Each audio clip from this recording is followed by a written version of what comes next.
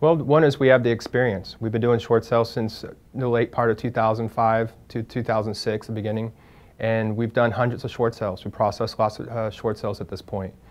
We've changed as the banks changed and learned during the many years now how to do a short sale, and we've learned all the important aspects of the short sale, and we know the ratios, and we know what the banks want in order to get a short sale done as fast as possible. A goal of mine is to make sure the seller gets to the closing table with no money out of their pocket. And what that means is we don't charge the seller any money whatsoever to do a short sale.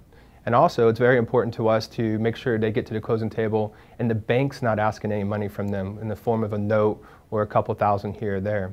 And we do our hardest to try and keep that number down to zero. We can't guarantee it, but most of the time, most of our people will come to the closing table with no money out of their pocket. Credit to me is very important, so I always want to preserve your credit the best possible way. At one point, you're going to want to buy a house again, so credit's important. You want to keep your credit in great standing, so we know how to maneuver and actually do a short sale to keep your credit in the best standing possible.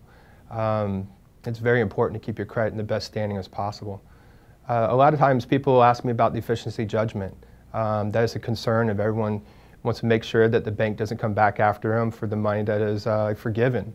Well, for us, we have the experience of making sure that the efficiency judgment is negotiated, make sure we have it on the approval letter stating there's no deficiency judgment.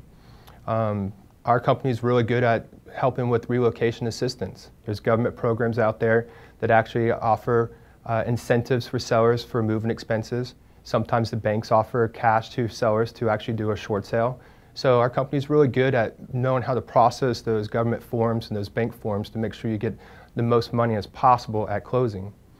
Customer service and communication is very important to us as well.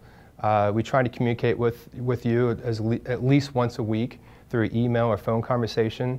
And that even means there's nothing going on at your file.